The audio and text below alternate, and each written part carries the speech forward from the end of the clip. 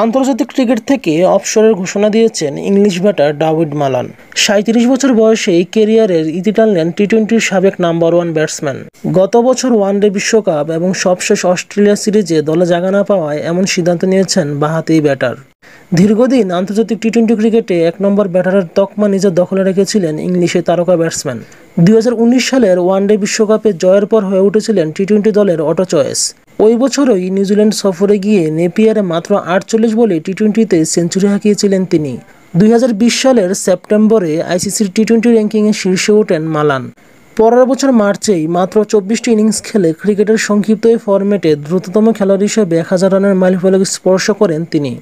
যদিও অবসর ঘোষণার দিনে আইসিসি টি-20 র্যাঙ্কিংয়ে তার অবস্থান ছিল 27 নম্বরে।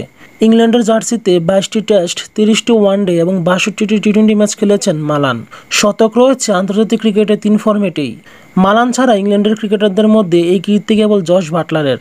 টেস্টে 1টি সেঞ্চুরি ও 9টি 50 করেছেন ডেভিড মালান। ওয়ানডে ক্রিকেটে আছে 6টি সেঞ্চুরি ও 60টি 50। আন্তর্জাতিক টি-20 অর্জনে রয়েছে 16টি 50 ও 1টি সেঞ্চুরি।